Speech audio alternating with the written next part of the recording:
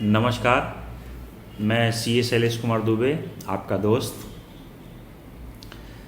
मैं हमेशा कुछ न कुछ ऐसे टॉपिक लेके आता हूँ जो कि आपके काम का हो, और आज भी ये टॉपिक आपके काम का ही है।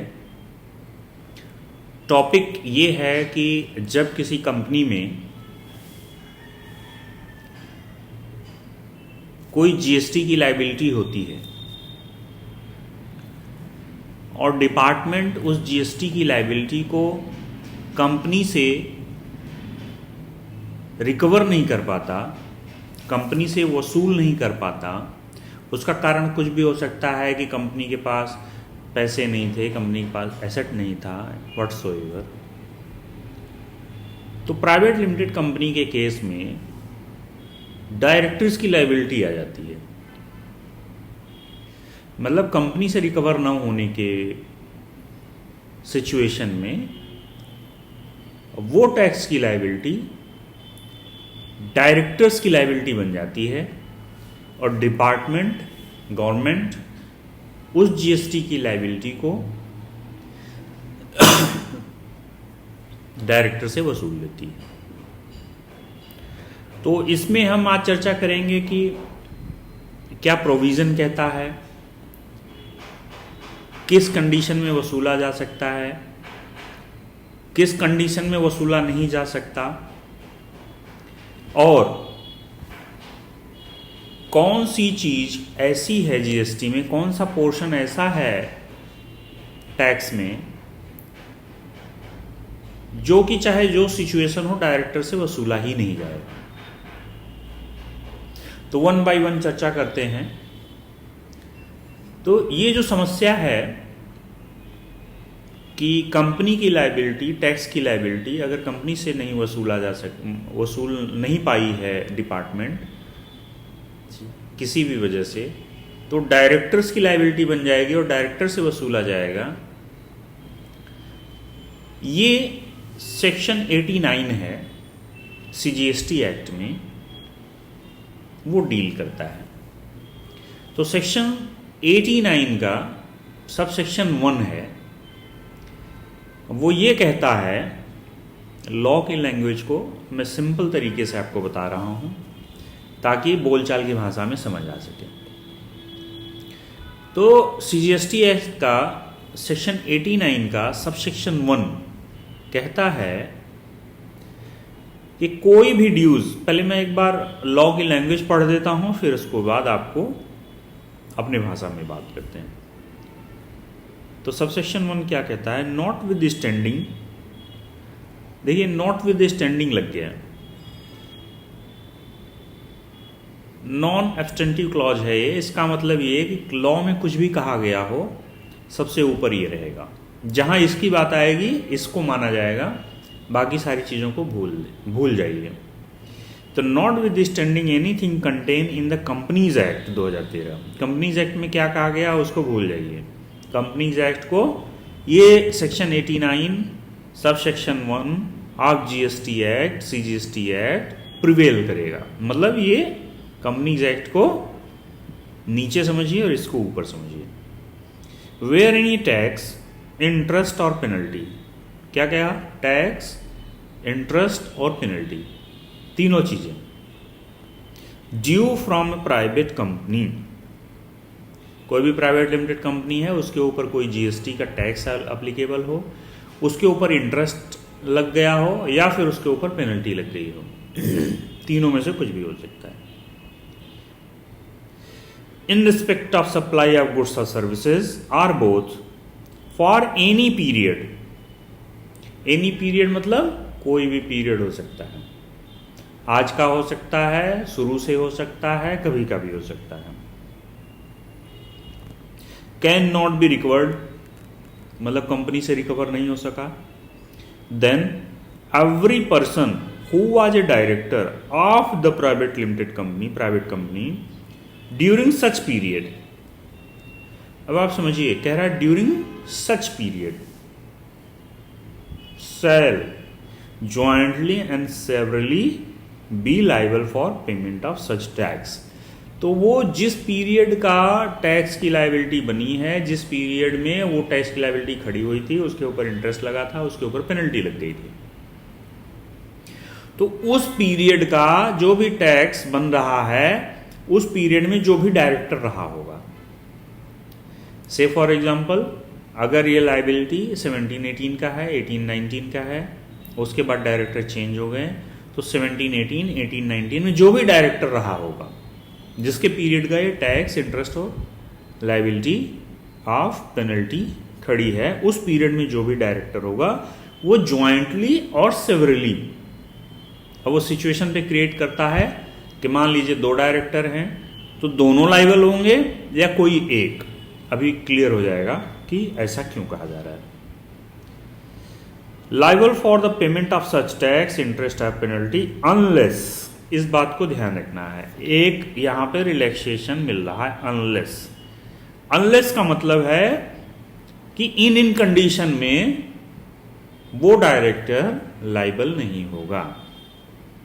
किस कंडीशन में? He proves that the non recovery can not be attributed to any gross neglect, misfeasance और breach of duty on his part in relation to the affair of the company. मतलब कि अगर उस डायरेक्टर ने ये prove कर दिया, 2 director हैं, 4 डायरेक्टर हैं, जिसने भी ये प्रूव कर दिया कि ये मुझसे इसलिए नहीं वसूला जा सकता क्योंकि 3 चीजें, इस लायबिलिटी को क्रिएट होने में मेरी कोई नेग्लिजेंसी नहीं है, मैंने अपनी ड्यूटी को अच्छे तरीके से निभाया है, इसमें मैंने कोई कोताही नहीं बरती है। मिसफिसेंस, मैंने कोई ऐसा काम नहीं किया जो कि एक्ट के अगेंस्ट में हो, जो जीएसटी एक्ट कहता हो उसके अगेंस्ट में हो। से फॉर एग्जांपल फर्जी बिल लेना। और ब्रीच ऑफ ड्यूटी, जो हमारी ड्यूटी बनती थी उसको हमने तोड़ा नहीं है। तो कुल मिला के ईमानदारी से हमने काम किया है, हमने कोई जानबूझ के गलती नहीं की है, हमने कोई चोरी नहीं की है। अगर ये प्रूव हो जाता है तो वो डायरेक्टर जो प्रूव कर देता है उससे रिकवरी नहीं होगी। तो क्रक्स समझ में आ गया कि कोई भी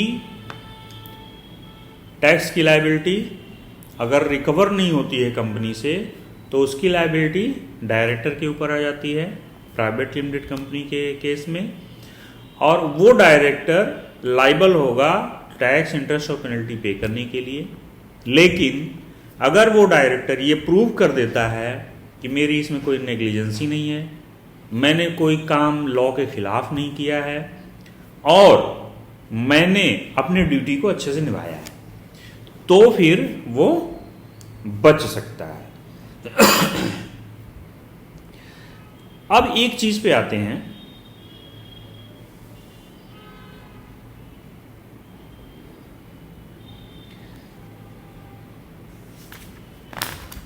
इनपुट टैक्स के ऊपर।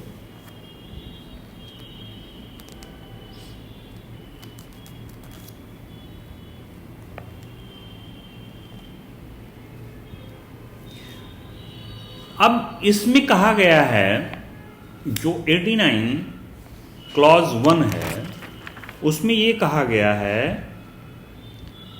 कि एनी टैक्स, पहली बात टैक्स की बात की गई है, दूसरी बात इंटरेस्ट की बात की गई है, तीसरी बात पेनल्टी की बात की गई है। अब दूसरी तरीके से सोचिए कि आपने कोई इनपुट ज्यादा ले लिया या फिर आपने इनपुट गलत ले लिया, तो क्या उसके लिए डायरेक्टर पर्सनली रिस्पॉन्सिबल होगा? मतलब कि आपने जब अपना 3B फाइल किया तो उस 3B में आपने इनपुट गलत ले लिया। मान लीजिए आपके पास इनपुट 50 रुपए का था, आपने 60 रुपए का इनपुट ले लिया। आपके पास इनवॉइस कम के थे, आपने इनपुट ज़्यादा का ले लिया, तो इस केस में आपने इनपुट ज़्यादा लिया या गलत लिया तो लायबिलिटी तो बनती है कि कंपनी लायबिलिटी पे करेगी। मतलब जितना आपने एक्सेस ले लिया उतने पे आपको गवर्नमेंट को पेमेंट करना पड़ेगा, उस पर इंटरेस्ट भी लगेगी, हो सकता है पेनल्टी भी लग जाए।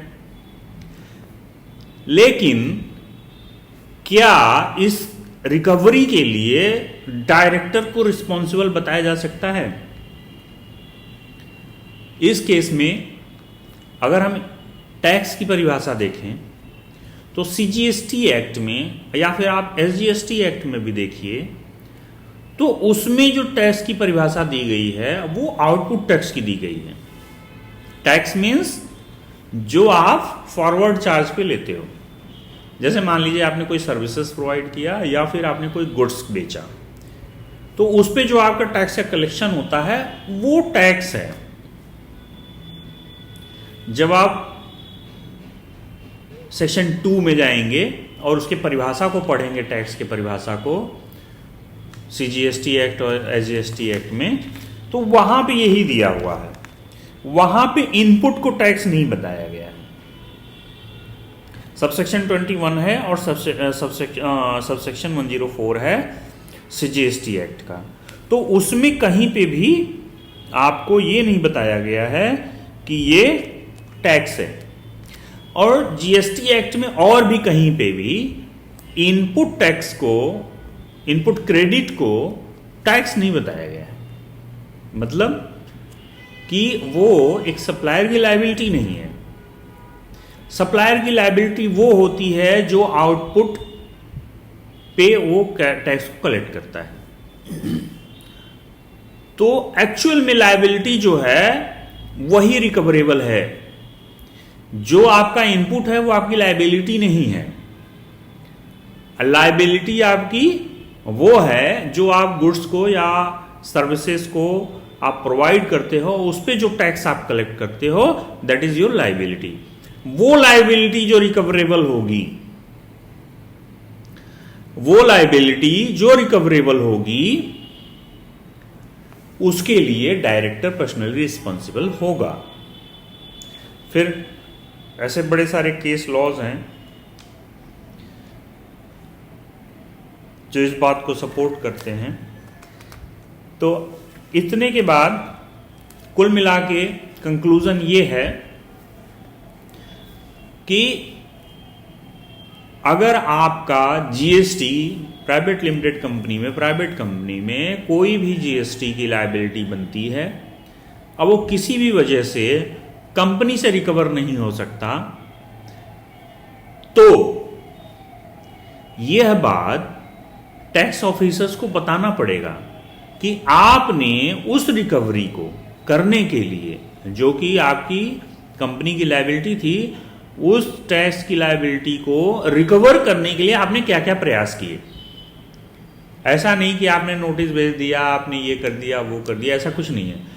रिकवर करने का प्रयास, जो जो आपको पावर दी गई है आपने उसका यूज किया, उसके बाद भी रिकवर नहीं हुआ। से फॉर एग्जांपल कि आपने उसके बैंक अकाउंट को फ्रीज किया, वहां से कुछ कलेक्शन हो गया, आपने उसके एफडीज वगैरह थे उससे रिकवर किया, फिर आपने उसकी प्रॉपर्टी थी, प्रॉपर्टी को भी आपने अटैच किया और रिकवर किया।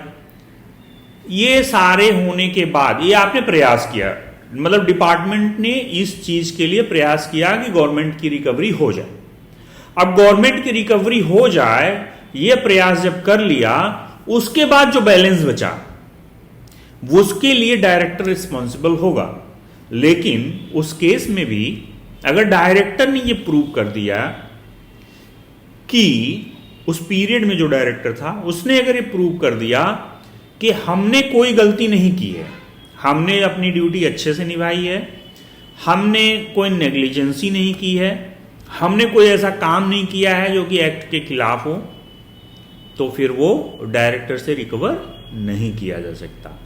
और इन माय ओपिनियन अगर कोई इनपुट गलत ले लिया, गलती से हो गई, अनजाने में हो गई, तो वो कोई टैक्स की लायबिलिटी नहीं है। टैक्स की लायबिलिटी तो आपकी वो है जो आपको आउटपुट पे मिला है या आउटपुट पे जो लायबिलिटी बनती है। तो इन केस अगर आपने इनपुट गलत ले लिया या इनपुट टैक्स की क्रेडिट गलत ले लिया, तो वो इनपुट की जो रिकवरी अगर होती है तो वो डायरेक्टर से रिकवरी नहीं होगी, वो जब भी होगी कंपनी से ही रिकवरी होगी। बस आज के लिए इतना ही। नमस्कार, फिर मिलेंगे।